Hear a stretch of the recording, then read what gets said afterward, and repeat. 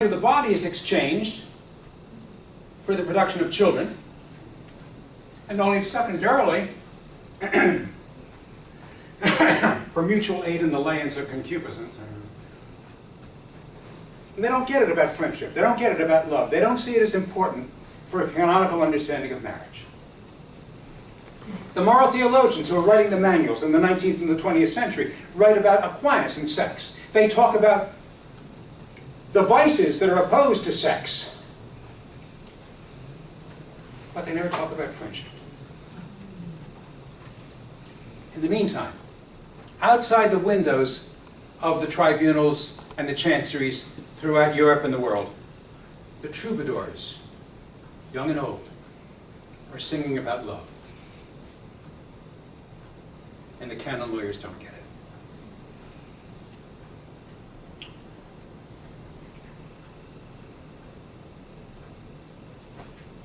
My final exam this year in sexuality, celibacy, and marriage, I had a kid from the Diocese of Syracuse come in. He's just scary smart. Oh, he's just off the charts smart. And I thought I'd push him a little bit, and I said, well, you know, here's the stuff that we see in the manuals, Prummer, Jonet, Adelman, and all like this, on sex. And look, he's following along what Thomas says in the second part of the second part, question 154 and following. Do you think he gets Thomas right?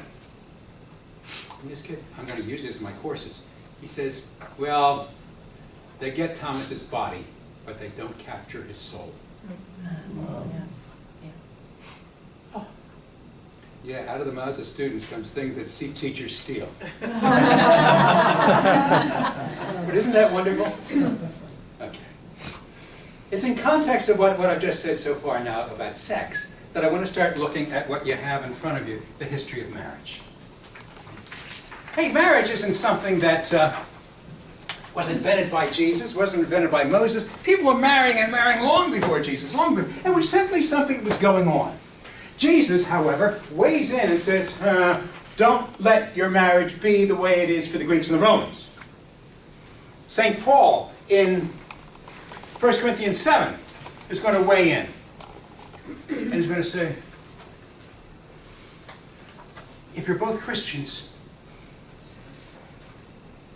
you can't be like the Greeks and the Romans.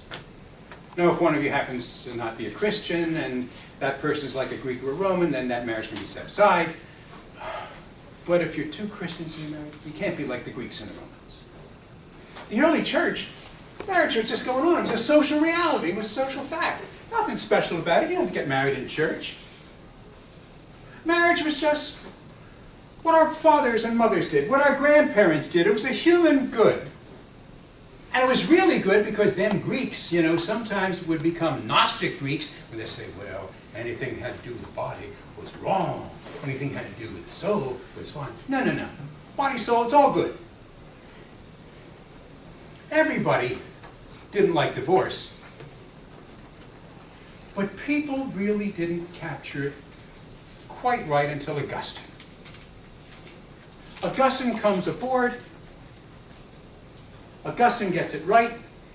And at page 4 of your notes, I quote from John Hewells and call sex a venial sin. That's wrong. It's a malitia venialis. It's a little fault line.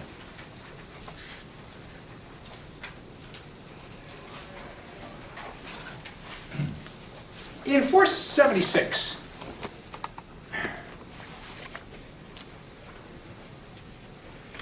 Rome, in its western instantiation, sort of fell apart. They moved everything over to Constantinople. The Germans came in. And when the Germans came in with their politics, they also came in with their social rules. And as they came in with their social rules, marriage starts to change in its appearance. If you were a Roman, living under Roman law, the thing that made a marriage was the consent of the free parties, the free and unabashed parties. If you were a slave, well, they were not really marriages, but they were arranged kind of thing. You couldn't really marry because you weren't free. You could have babies, you could cohabit, but it wasn't really a marriage. But free citizens could marry, and they married by free consent.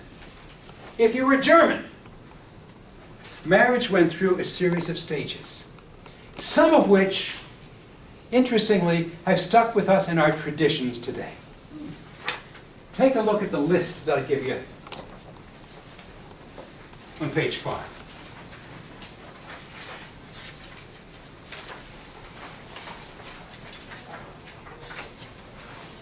The petitio, the guy asked the bride's father for her hand. Page 5? 3. It's on 3. Oh, it's, I forgot. Okay, I guess We kind of stretched them out so we didn't have to make so many pages. Okay. Okay. One mistake. Okay, petitio, then betrothal, dotatio, dowry, well that means basically giving something to the woman's found out, that sort of disappeared. The traditio and the consummatio. Think about some of these things. Do guys still kind of traditionally ask the bride's father? Page 3. Do they ask the bride's father? Okay. Secondly, do you have engagement parties? Yeah. When you get married, who brings you up the aisle? Usually the father of the bride. And then there's two other things I don't have in here that are really, really significant. One is from German law, the other is from Roman law. German law. You go to the house and you're carried across the threshold. And then Roman law, going back. After you've crossed the threshold,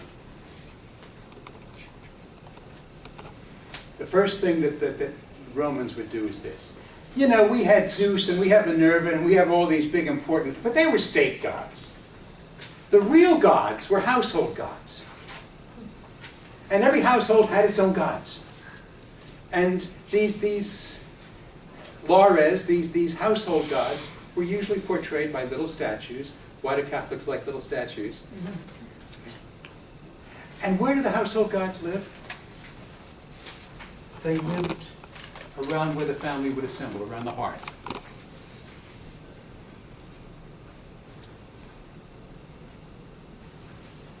And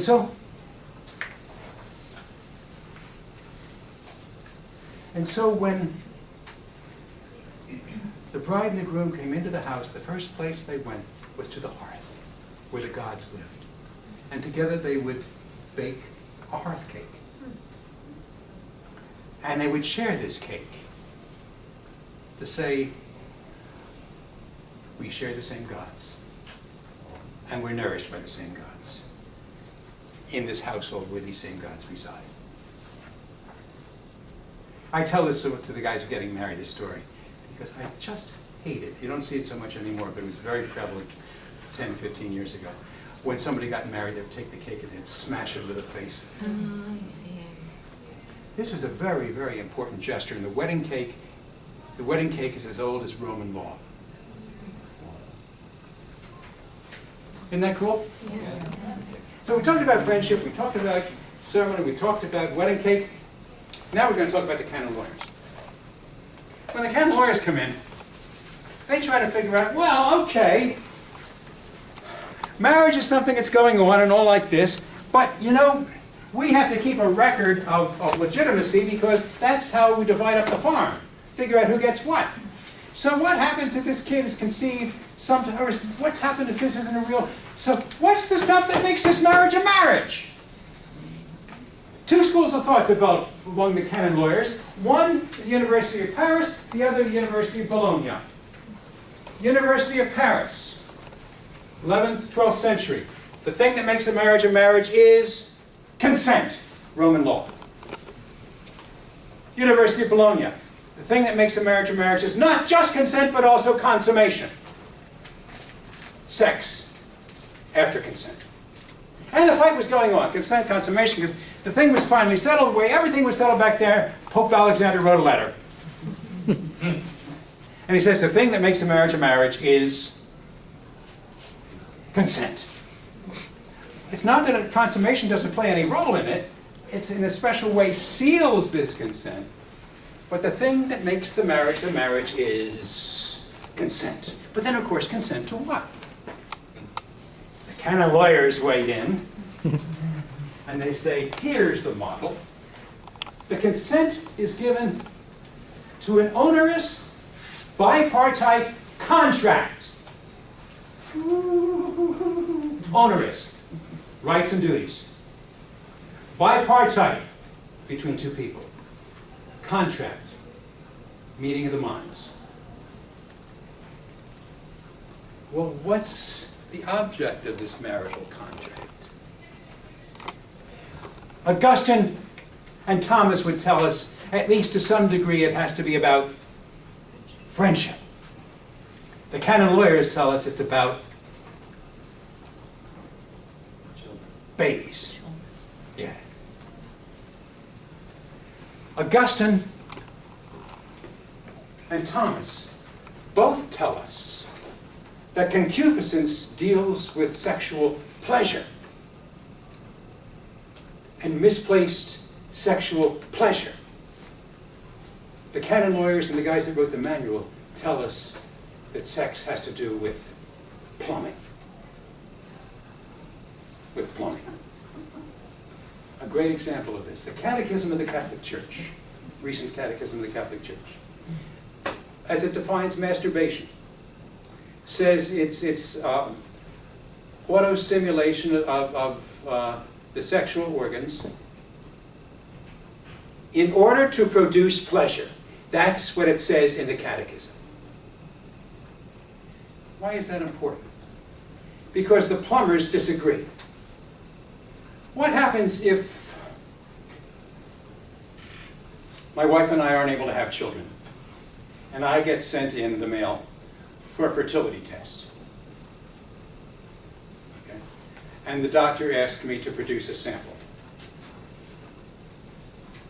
The plumbers are going to say, well, the way you have to produce the sample is either you have to have sex with a perforated condom, perforated because otherwise, God help us, the natural law will be violated, or you have sex, in my office, and I scrape out the seminal fluid with a vaginal spoon, and we test it. The plumbers are going to say this. The people that follow the Catechism of the Catholic Church, what Augustine and what Thomas says about pleasure, this isn't about pleasure, are going to say, no, just give them the sample. Big difference. That continues to be with us today. And the canon lawyers and the moral theologians of the manuals continue to fight about it. Look what it says. Look what Thomas says. Look what Augustine says. Get on. So, it becomes important to understand that the troubadours are at swords singing about friendship and love. The canon lawyers and the plumbers are talking about sex and the way it's done.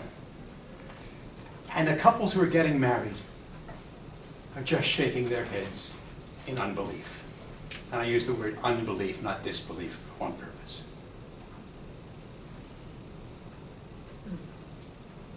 Here we are. Okay, so sex is about the owner's bipartite contract between a man and a woman, and mutually given and received the permanent and exclusive, there are those two Augustine terms, right over the body, jus ad corpus, for the performance of those acts which are of themselves apt for the generation of children. That's the definition that pops up at the end of the 13th century and continues to be with us until the middle of the 20th.